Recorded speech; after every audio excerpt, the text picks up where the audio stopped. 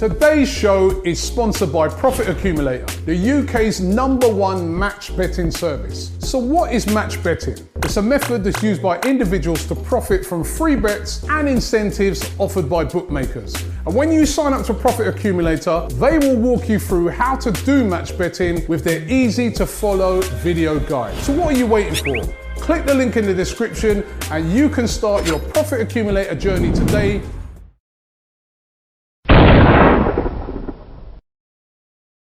Hi, and welcome along to the All Guns Blazing podcast with my man DT in the building. Sponsored today by Profit Accumulator. If you guys want to make yourself a little bit of extra cash, click the link in the description and they will guide you through how you can do that. DT, how you doing, bro? I guess you've been watching all of the international games. I guess you really enjoyed the game the other night. England beating San Marino by 5-0. Really epic game. And all the other epic games that have been going on. Yeah, I've been gardening. Listen, do you know what? I actually think that DTFC would have gave England a better game than San Marino. And I'm not trying to be disrespectful to them, but at what point now do FIFA just sit there and say, right, these lowest ranked teams, you know, throughout Europe, we have to put them in their own kind of group. So at least one of them or a couple of them can get to a major tournament, do something, win games. San Marino, you know, they celebrate corners because they hardly ever score. So it's like and I'm not trying to be disrespectful, Robbie, because fair play for them. But all right, but it is probably true. Man. It probably is true. It is but it is fact. It is fact. It was. Can you remember all them years ago when England played San Marino, and I think we needed a certain score to qualify for something, and we went 1-0 down in the opening minute or something. And there was like utter shame and embarrassment throughout the nation. I think we won 8-1 in the end. 7-1 or something like that. We won in the end. Something along them lines. And people were still angry. Yeah, they were like, how dare you let San Marino score past you? You let them have a shot on goal. And it's just like, it doesn't benefit anyone. It doesn't benefit the teams that are playing against them unless you're trying to stat pad. You know, you're an international footballer and you're like, yeah, I can throw a few extra goals on my stats at the end of it or whatever. It doesn't benefit anyone, man. Genuinely, it's like they're of a non-league level. Do you know what I mean? Well, worse, I'm not going to be that harsh to them because they've got some decent players, but at that level against elite footballers, and you've got to remember as well, these are players that don't play elite. No. So they wouldn't have been playing due to COVID. They would have been facing... That's actually true. The other thing you know what I mean? They haven't played a game for ages. Yeah, so they would have been doing the same stuff that we're doing with my team and everything, which is no games. And they're going up against elite level athletes that are training day in, day out, matches week on week. England could have scored probably about 10 if they...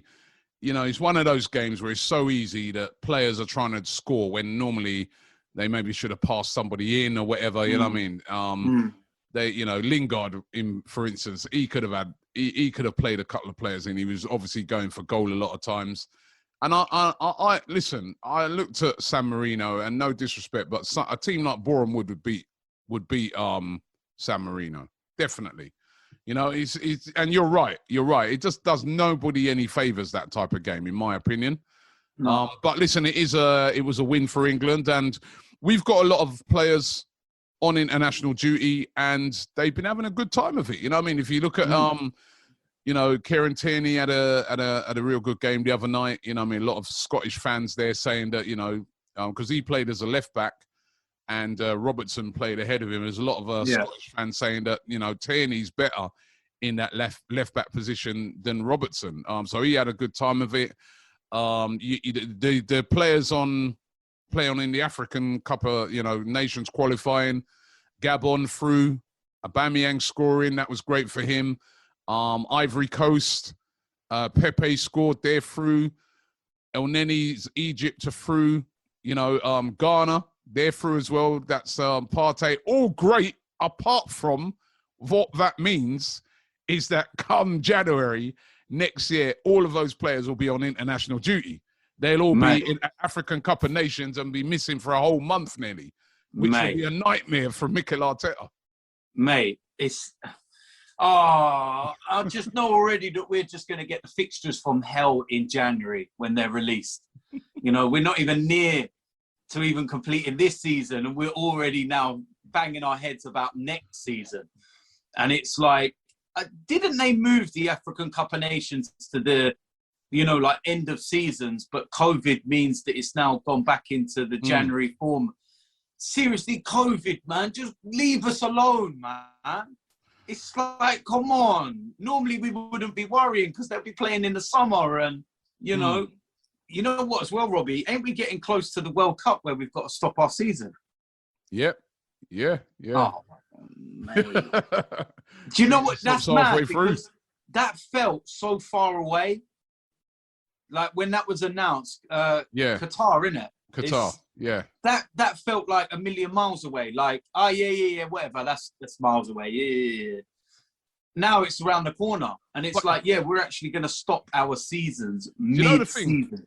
You know the thing about it, right? Is that I don't think now that is going to be as much as a disruption as it would have been when it was first spoken about, because of the amount of disruption we've had through with COVID. Remember, we've had the season just stop anyway, right? Yeah. Like, you know, season stopped for months, uncertainty, not knowing. I think now, when that Qatar thing comes round, no one ain't even really going to moan about it, because we've just, over the past couple of seasons, by the time we get to it, we'd have been used to so much disruption and stoppages, and they'd be just like, season stops, so what? You know what I mean? Just another... I don't know, man. I don't know. It depends how we get, going back to things. If we start going back to normality, like everyone's suggesting, and we're in full swing, full stadiums, it's kind of like, yes, let's go. Then someone puts that, right in front of you, then I think it may have a bit of a backlash. If it was now, nobody would care because nobody's going and everything else. And you know what? The funny thing as well, speaking about that briefly, when we say about fans, I saw this week a report that was suggesting that they could well be allowing fans into the Europa League final this season. Now, I know we're getting ahead of ourselves. We've got a long way to go before we are possibly in a final. But they were saying, I think it was about 4,500 fans from each club would be allowed to go. I can't see how they're going to do that, man, because, if you look at Poland, where the final is going to be held, I mean, they've just gone back into another lockdown, and they've been hit really hard by the third wave. So I don't know, man. I can't see maybe they'll change the location. Yeah, maybe. They'll probably put it in Baku. That wouldn't even surprise me. That would not be a surprise, trust me. But I looked at it and I said that, do you know, the ironic thing is that if 4,500 of us are allowed to go to the final, there will be more of us allowed to travel to a game with restrictions than the amount that travel to a final in Baku with no restrictions. So doesn't that just show you how stupid that final was and where the location was? Ridiculous final. Obviously, all of these games are international duty and stuff like that, and then we're going to be coming back after that. And what I wanted to touch on in this video is, what can Arsenal do this season? I was looking at it and I was saying to myself, I've been not sort of analysing and assessing and things like that. And I wanted to ask a question today, how Arsenal can have a great season, which sounds ridiculous to say, but we're going to get to that we're going to get to that in 1 second. Just before I do, right, I wanted to ask you your thoughts about, I don't know if you saw Thierry Henry saying that he's coming off of social media. He's not going to he's disabling all of his accounts and no longer going to do social media. He posted this on his Instagram a couple of days ago. He said, "From tomorrow morning, I will be removing myself from social media until the people in power are able to regulate their platforms with the same vigor and ferocity that they currently do when you infringe copyright. The sheer volume of racism, bullying, and resulting mental torture to individuals is too toxic to ignore. There has to be some accountability.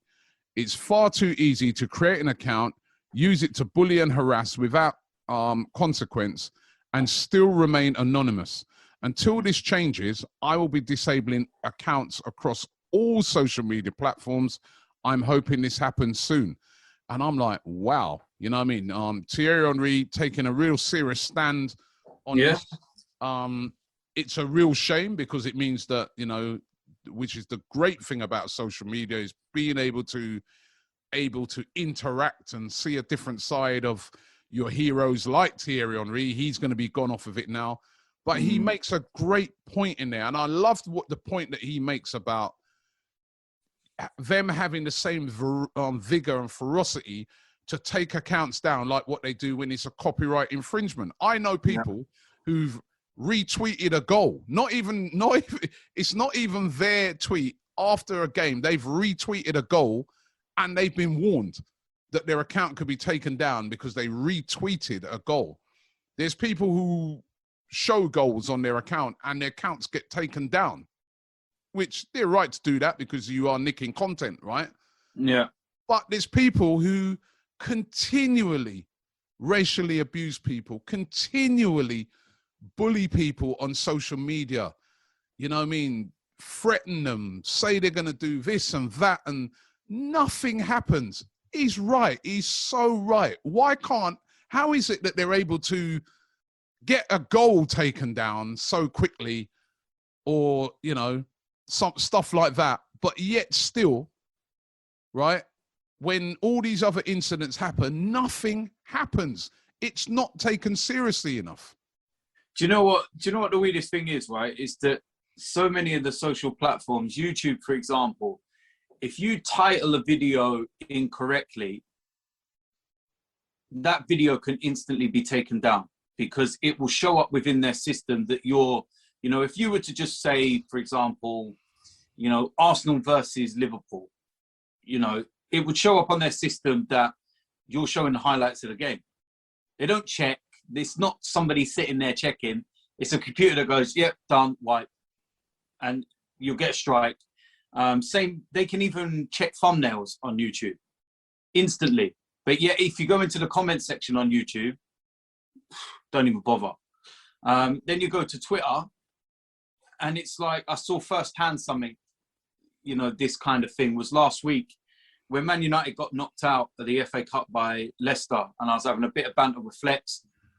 And somebody in the comments, just out of nowhere, I noticed it, turned around and called Flex the N-word. I was like, nah. I don't normally like to highlight these people and like put them out there and give them that, you know, that energy that they want. But I was like, no, I'm going to put this out there because I want everyone to report it. I want something done about it. And I reported it, and then you get the normal, you know, generic messages that, you know, it doesn't see any breach of anything, blah, blah, blah, because they use a, you know, like a different letter or a star to edit one of the letters out, for example. So yeah. You know, N star G, so on and so on. So the computer doesn't pick it up as being the N word. And it's like, well, what's the point? We all know what it means. We all know what's been said, but you can do it. It's like the C word, C-U-N-T. That's something that's become big on Twitter, and it always gets picked up. So now you see it, people just put a star instead of the U, for example. And the system doesn't pick it up. And it's like, you know, I've had this discussion with so many people, and look, listen, I'm not an angel, and I've said some things on social media in my time and gone at people, but it's in response to certain things, you know. And I'd say to some people, put yourself in my shoes, that some people say, oh, deal with it. I'll tell you what, maybe you should see the amount of stuff that gets thrown at you. It's not one or two things. You know, I get it all the time where I'm not even trying to banter people, wind people up, or whatever it might be. I could just put a normal comment, or I don't even have to say anything. Right? This is how bad it's got. I don't have to say nothing. Arsenal lose a game, and there's random comments about my wife. Oh, yeah, Arsenal lost. DT's going to go and do this. And I sit there and I'm like, come on, man. Like, and I've had people say, why don't you respond to it and deny it? I'm like, do I actually have to deny that? Like, if you know me, you know I don't. It's the most ludicrous, like, it's just horrid. People can create, people can go on there, they can create rumors about you and it sticks. Exactly. Because if they do it enough times, it sticks, right? And then there's no consequence to that person. There's nothing.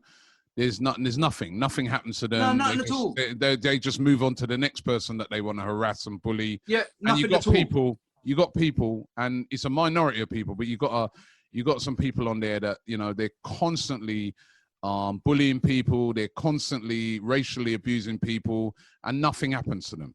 And this is why Thierry Henry's taken a stand on this and saying that, you know, he's right. These social media companies now, they need to stop this rubbish about, oh, it's so hard to do. And because when it comes to, like Thierry Henry said, when it comes to somebody showing a goal or infringing on copyright, which of course that has consequences, because the big companies there will be very angry at a Twitter and that, and saying, how comes you're making people show our goals? We may stop advertising with you. They do something about it. And until they treat it like Thierry Henry says, until they're serious and treat it seriously, this is going to continue on and on and on. And you know, it's just not good enough. It's just not good enough. He's taken a big stand here. I don't know how many other people will follow him, because, you know, it's, you know, for people like us who our businesses are built around social media, so we just can't do that at the moment. But I must admit, like platforms like Twitter, I find it very hard to engage with people on that now. I just can't be dealing with all the negativity sometimes, where people just feel it's just a free for all, just abuse. I just can't be dealing with it. I'm just like, no. I know. You know? I see it. Like I told you, Robbie, there's certain things, I get it all the time. And if it's not about my wife, it's about my brother, you know, and I just see it now. And you know what, me and you have spoke about this in racism context. And you turned around and said to me that you've got to a point in your life now where somebody will call you the N-words or send you a monkey emoji, and you now don't respond to it. You're now just like, okay, and you get on. You can't be asked, because, as you said, there's nothing. But this is the thing that's become normal. Nothing's going to be done again. Nothing's going to be done about it. Nothing's going to be done about it. But how is it right that that's normal?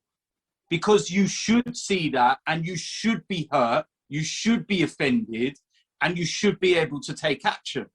But it happens so much that you're like, oh yeah, I've just been called again. All right, move on. It's a bit like in society when the rule of law breaks down. So when you know that, you know, you can go out there and you can, I don't know, you could go and rob somebody, and the likelihood of you getting caught is very slim. That leads to more robberies. The rule of law broke down. Nobody, you know, if anything, vigilantes form to deal with it, which you can't do on social media, right? Unless you go and wait outside, which has happened, where people have rolled up on people for saying certain things about them. But this is where the rule of law needs to happen on these social media accounts.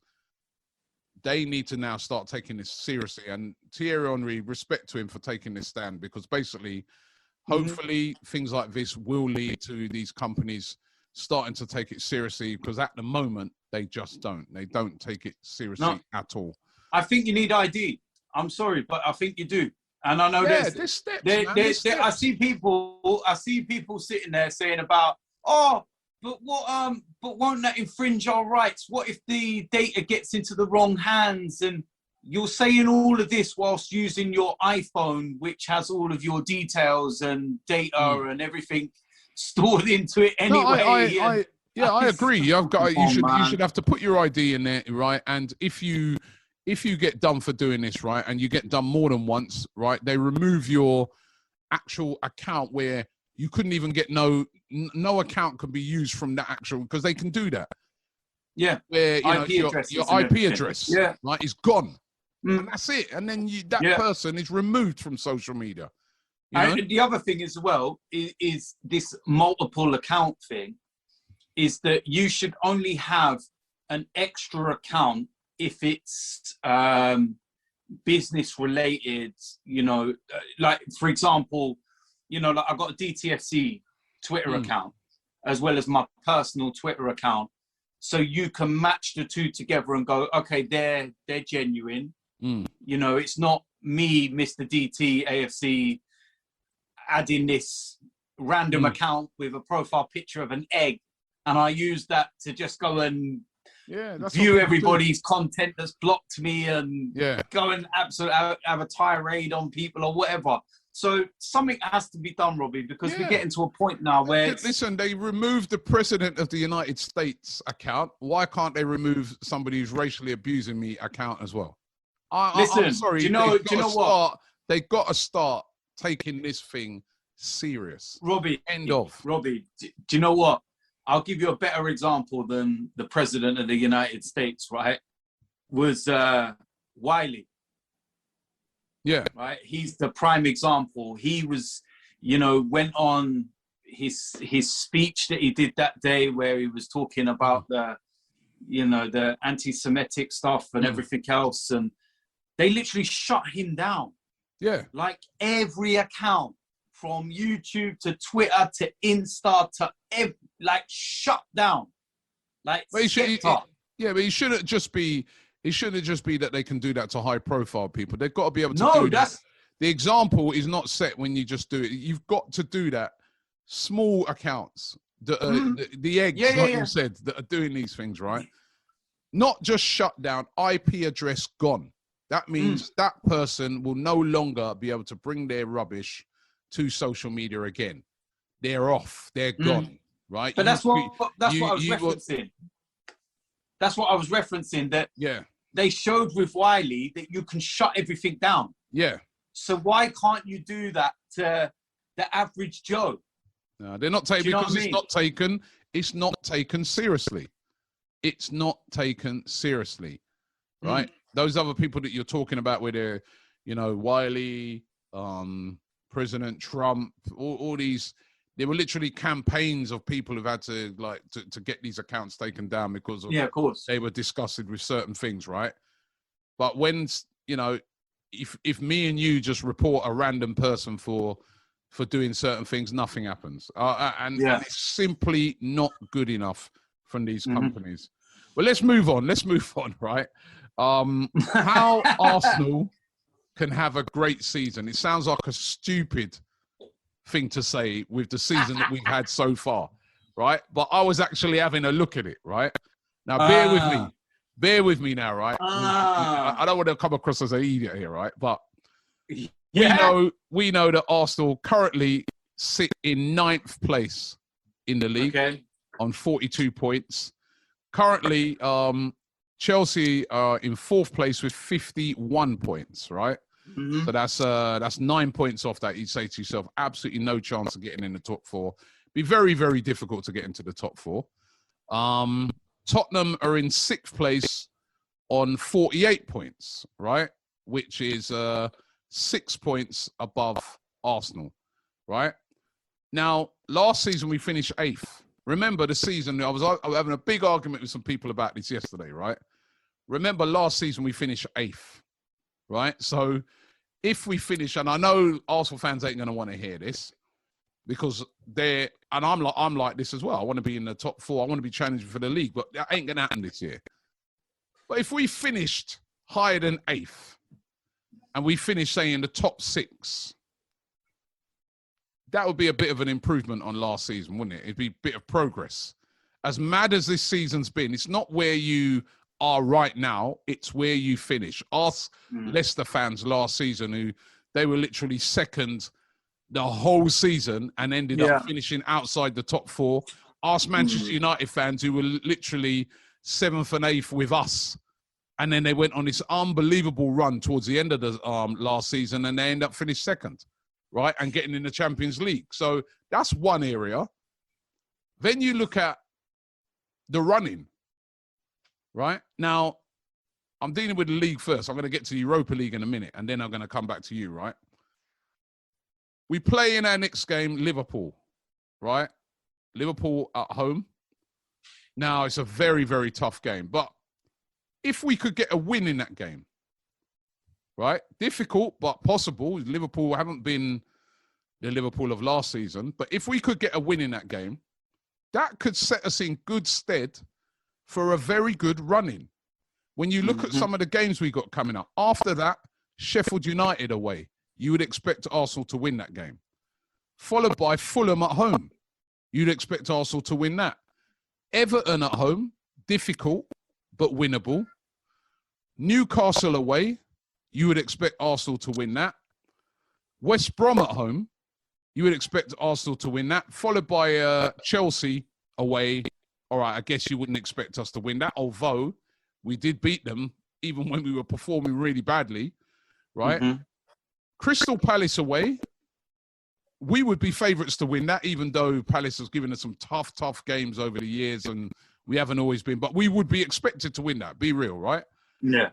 And the last game of the season, Brighton at home, we would be expected to win that. So I'm saying if we beat Liverpool and got our act together, it is quite conceivable that we could go on a good run from now to the end of the season, getting a lot of wins and get into top 6. I think top 4 is out of the question, but top 6, which that would be an improvement on last season when we finished 8th and out in the league, out of the European places. Yeah. Then option 2, I'm looking at, it could be also followed up with this, yeah? In the Europa League, Slavia Prague over 2 legs. Who's expected to win that? Who's the favourites? We are, aren't we? Yeah, it's got to be Arsenal. Right? Then you go to, if we get through that, we get into the semi-final, Dinamo Zagreb or Villarreal. Dinamo Zagreb, we saw they were really good against Tottenham.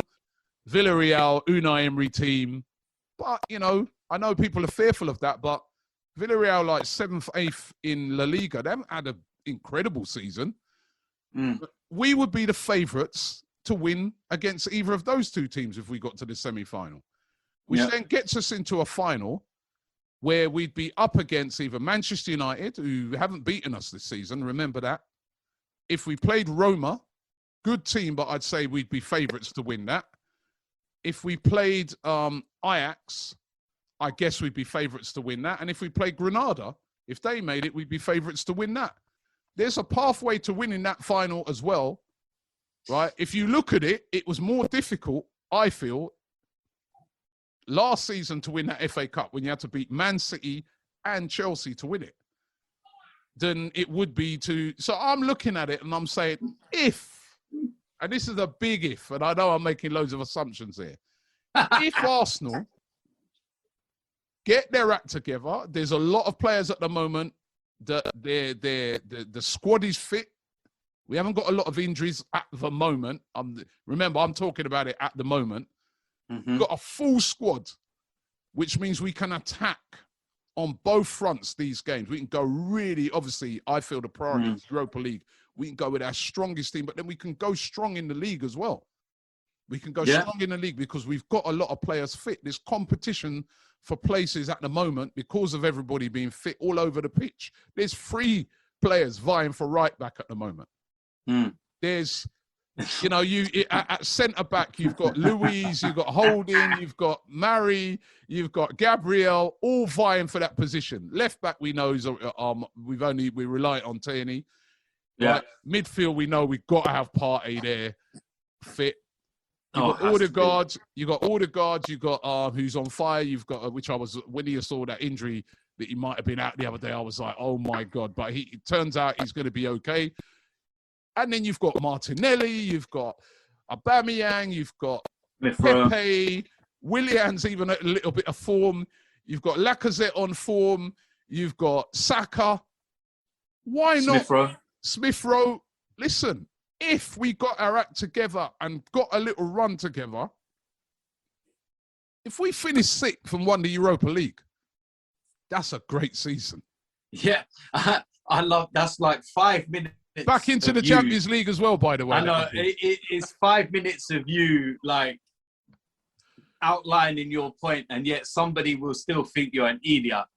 So, as you said, is that beyond? Like, no. Listen, the thing is about it, DT, right? The thing is why I'm saying it. Should that be? I get it. No. One thing I'm going to say this. One thing I'm going to say this, yeah, and to anybody out there as well. I know people will be saying I'm an idiot, right?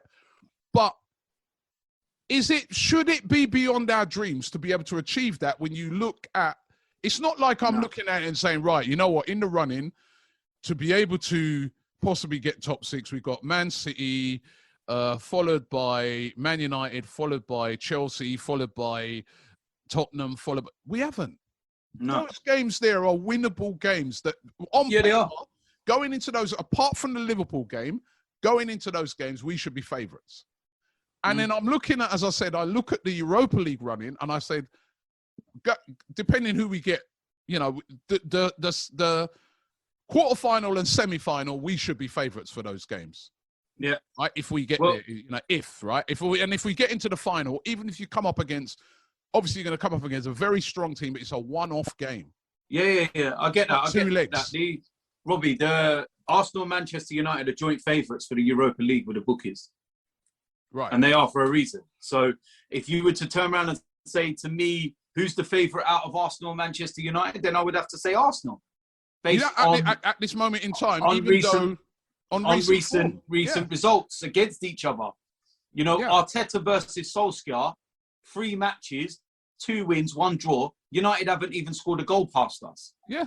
So you would have to give us the edge on that respect. But yeah, like I'm looking at it, and I don't get too ahead of myself in some respects because, you know, it's just the way it is. We always get let down at Arsenal. Yeah, exactly. But that's what I'm saying. If we could get our act together. Oh, massively. Look, listen, Robbie, there's no reason why we can't. I do think we're going to finish in the top 6. I've said it. I do. I'm one of these that has had a look at everybody else's running. I have had a look at what everybody else is playing, who's what. They're all playing each other. Bar the Chelsea game when we got to go to Stamford Bridge, which may well be a very good time to go there as well because of them being in Champions League action, and they've got Porto in the quarterfinals, so it looks like they may well get to the latter rounds. It could be a good time to go there.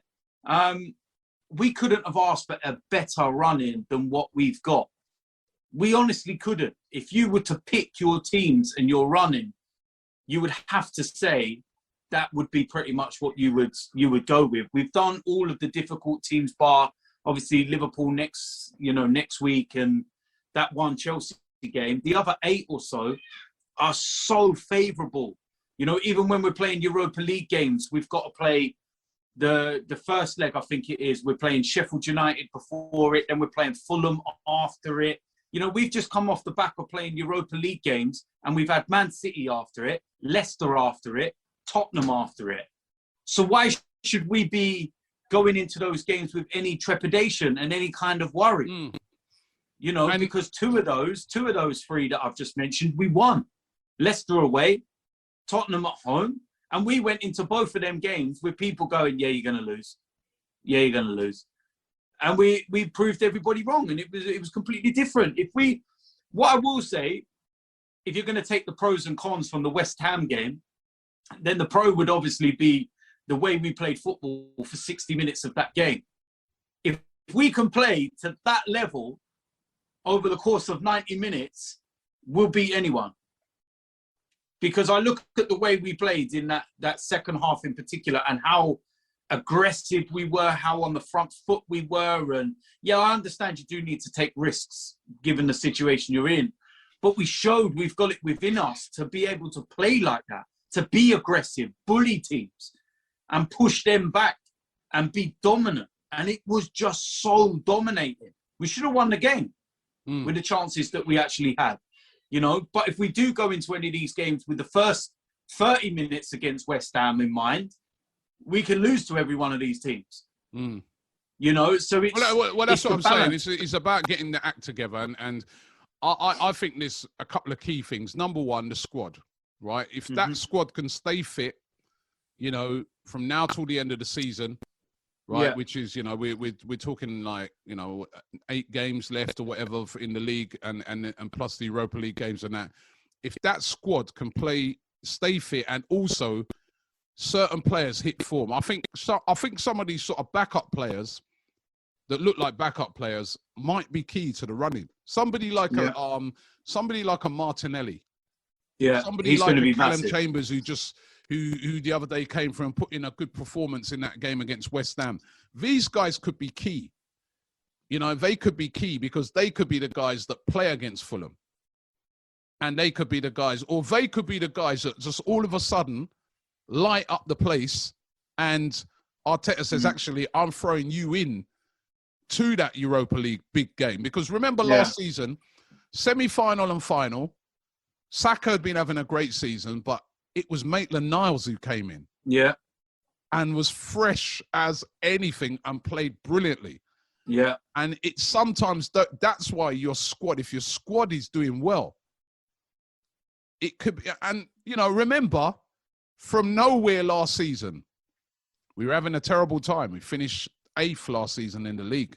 Yeah. From nowhere, we hit form towards the end of the season and ended up winning the FA Cup. Now, if Arteta can kind of repeat that trick of getting everybody really motoring, he's got his players now, I think, that he wants. He's got rid of Deadwood.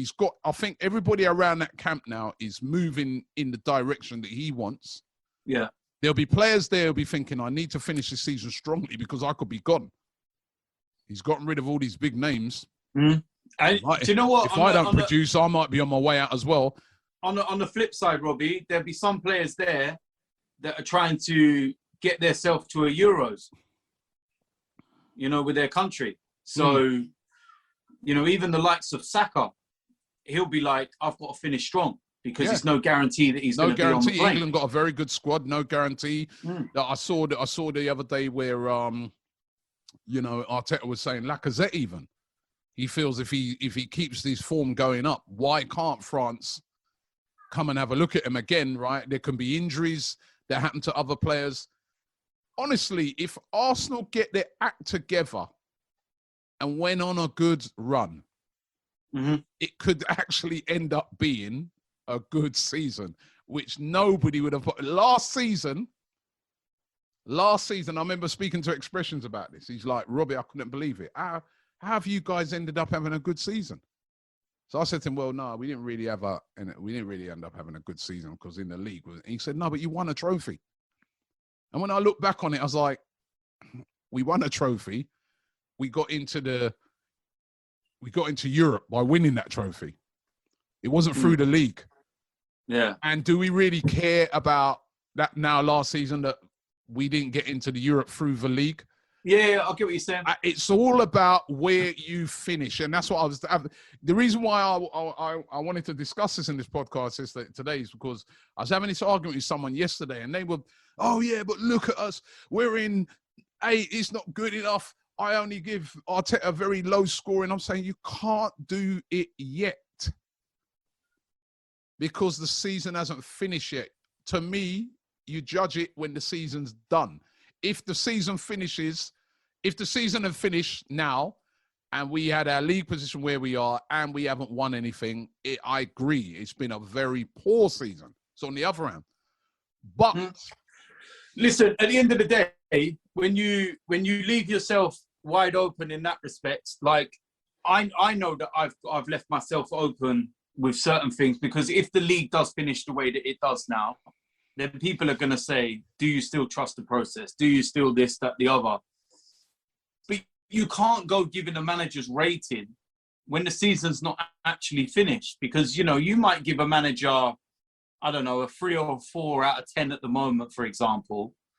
We go and finish in the top 6, win the Europa League. You look like an idiot in 6-8 weeks' time because you just couldn't keep your mouth shut for a couple of more weeks. If we would have rated... And that's any fan in general. Fan in general. I just think that so many fans are being, you know, reactionary lately and it's And I've tried explaining this, and I'm just bored of it now, and I'm going to have the discussion at the end of the season, because honestly, it's like I could genuinely turn around and talk to that, my wall, because that's what it feels like. The league position is not acceptable, but I also understand everything around it as to why we are where we are and what we need to do to move forward. And I referenced the video that I did with you 2018. And I told you as clear as day in Wenger's last season, we will drop down to be in a top 8 team. And it's going to take about 5 years after Wenger's gone and a proper rebuild season upon season to get back to challenging and being the side that we want us to be. But some people just genuinely think it's instantaneous. It's going to happen. Now, you can go the route of Chelsea, for example, and get a manager in, get instant results, maybe win something, and then he's gone within 2 years. But what Arsenal are trying to do is rebuild the whole entire club, not just in a playing sense, but behind the scenes. From medical staff to CEOs to all these different people, Arsenal are trying to have a cultural change. And decades of everybody doing the same thing week in, week out. And we've sat there and alluded to this many times, that Arsenal became comfortable for players. How many players left Arsenal and sat there and said, I had to get out of my comfort zone. I had to leave. Because everything became the same. It was just generic. It was all just not doing anything. There was bad transfers. There was money wasted. There was, bad appointments, injuries, and all types of things. All of this is being ripped up. And that's what you're trying to explain to people. This is not 1 or 2 years of trying to rebuild just the playing side of things. It's everything. We've literally just got rid of one of our medical staff, sent him to Liverpool. Now let's compare our injuries to Liverpool. Now that's either a massive coincidence, or Mikel Arteta and the team behind him actually looked at that situation and went, yeah, I think that's maybe an area that we need to address.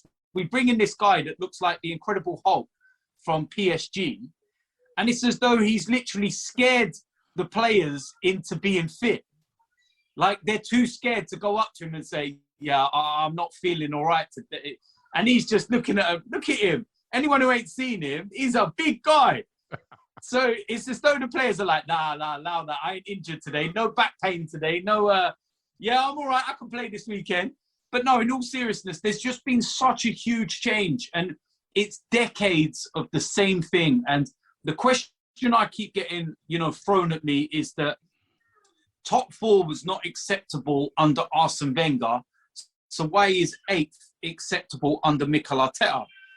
Now, I will go into addressing this in depth at the end of the season as to why, the pros and cons and everything. But the simple basis of it is that under Arsenal and Arsene Wenger, it was never top 4 and move forward to be the best, like the top. It was simply top 4, earn some money, go in the Champions League, cycle, repeat. There was never ambition to go higher than 4th. Then you got to weigh up how stronger the Premier League's got. Then you've got to weigh up, the end part of Arsene Wenger's reign, and it didn't become top 4 anymore. It became top 6. We were dropping out of the Europa League. We were going to that performance in the first 30 minutes against West Ham, bar the Aston Villa game, where we deservedly lost and everything else. I can't remember a team ever doing that to us under Mikel Arteta. All right. If you go back to Arsene Wenger days, I genuinely have lost count the amount of games we've been humiliated like that, over and over and over. Go look at the reactions of the fans after we went to Crystal Palace and got humiliated, right? We went 3-0 down against Bournemouth and pulled that around. And people have been bringing up the comparison over the last week of, what was the difference between the Bournemouth and the West Ham game, and why was I so angry? Well, it's because against West Ham, it's the first time I've seen that happen to us under Mikel Arteta. Against Bournemouth, that was not the first time I've seen that happen. It was a constant repeat of it over and over. We went to Nottingham Forest in a cup and they slapped 4 past us. Ironically, after that Bournemouth game, 3-4 weeks later, we went to Bayern Munich and they slapped 5 past us. They then come back to the Emirates, slapped another 5 past us.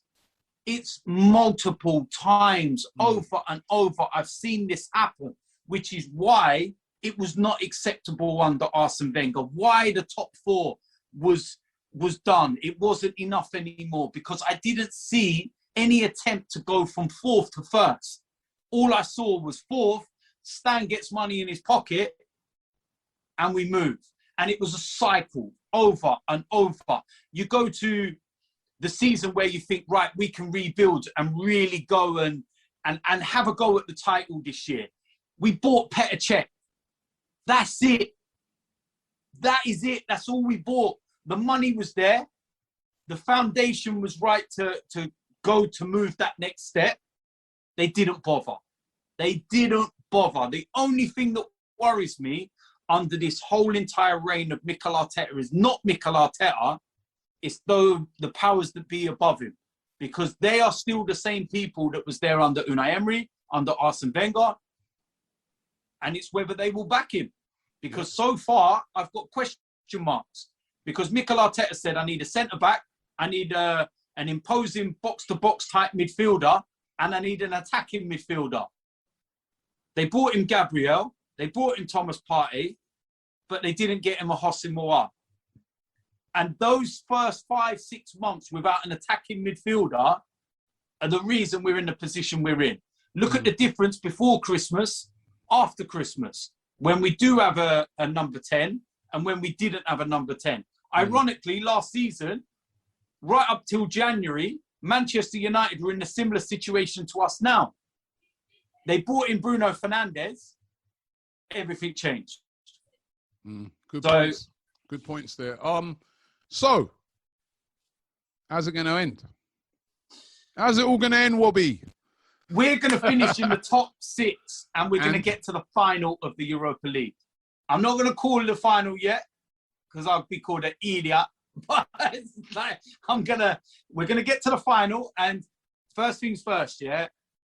Let's give the respect that Slavia Prague deserve in a playing sense. I'm going to make that very clear. But I hope that we don't just kick Slavia Prague out of the Europa League. We kick racism out at the same time with that. And a certain player in particular. I'm not going to label the whole entire club because that would be wrong. It's, you know what I mean? It's one individual, and let's go and do it for Kamara as a former, Arsenal Youth Academy graduate. Let's go and take care of that. And then let's go and then take care of the semi-final. I think you saw the pros and cons of Zagreb. First leg against Spurs, awful. Spurs should have been outside. The tie should have been done. And then the second one, they were absolutely immense. That was just beautiful football and the way that they took care of that. And Villarreal, if Unai Emery was not manager, none of us would be worrying about them. We'd be looking at their form in the the La Liga. The reason why I said Premier League is because it's gone very reminiscent for Unai Emery at Villarreal as to what it did at Arsenal. Great start, and everybody was mentioning my name all the time. Oi, DT, look where Villarreal are in the league. Oh, they're fighting for the title. And this was in October. We went on 22-game unbeaten run under Unai Emery, and it fell apart. Now go and tell me the statistics of Villarreal since Christmas. And how many games have they won? Very reminiscent of like when we was on that run that a load of them were draws.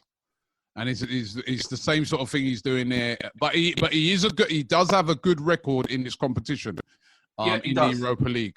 Yeah. If Arsenal won that final and we finished 6th, is it a good season? Of course it is. Of course it is.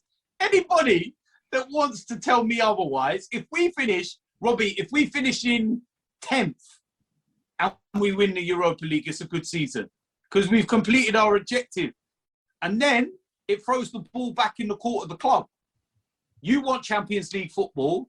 you have a certain plan and a pathway for transfers in the summer window based on us finishing the Champions League. Go on then, go do it. Back your talk.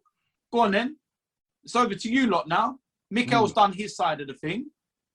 So it's over to you. But if we finish in the top 6 and win the Europa League, of course it is. Do you know what I mean? No rat can even put that down. Sorry, no chance. Well, I'll tell you what, right? As I said, and I want people to just look at this objectively and just don't laugh at it right now, because it will be judged at the end of the season. Exactly. And that's what we should always do. You not judge a man right now. The season ain't finished. As I said, you can't do. You can't judge. You can't look. You can sit there and you can give your point of view about a certain situation and go, this is not acceptable. There's parts of Arteta's game that I don't find acceptable, and I would like him to improve. There's certain parts of his game management that I would like to see different. But I'm not going to judge the man halfway through a season, because you make yourself look like an idiot. Yeah. Do you know what I mean? You can have reservations, but, you know, I don't. I've seen some fans tweeting out, you know, like ratings and all kinds of stuff. And I'm like, hold on a minute. Like, just wait until the end of the season and then give your rating. I think you can give if you do your rating, make sure you write on it so far, right? But at the moment, I'm just saying, I'm just saying that, like, I look at last season, and as I said, you look at your best example of that is Leicester City, who for the most of last season, everybody was like, Brendan Rodgers, unbelievable season, what he's achieved. Yeah. But in the end, he finished outside the top 4, right? He didn't achieve what everybody thought he was going to achieve in the end. And then Man United, who everyone was like slating right throughout the season, ended up finishing because of their unbelievable run. Right? Yeah, of course. End of the season, right? Yeah. That's why they got second in the top 4. And I'm saying, and even Arteta, right, after a very quite torrid season, after a great run in the FA Cup and winning it, it ended up being a decent season for him. So let's wait until the end of the season. But what I'm saying is just look at some of the factors right now. If the squad is fit, which at the moment, the other day, try asking somebody to do a starting 11 at the moment with absolutely everybody fit.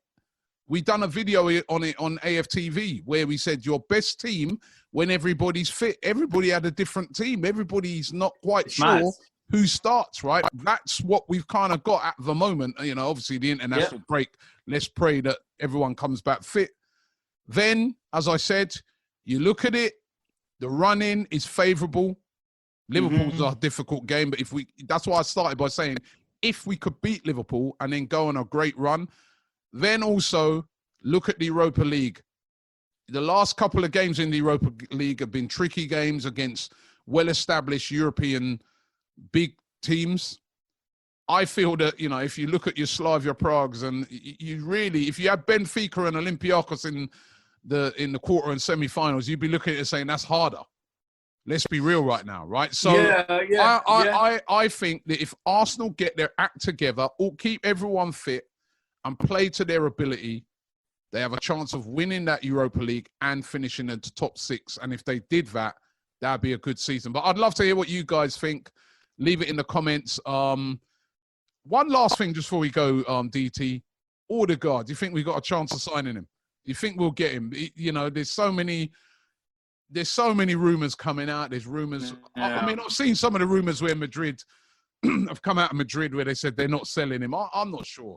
I think if Arsenal made a decent offer, I think Madrid, they're not flush with cash right now.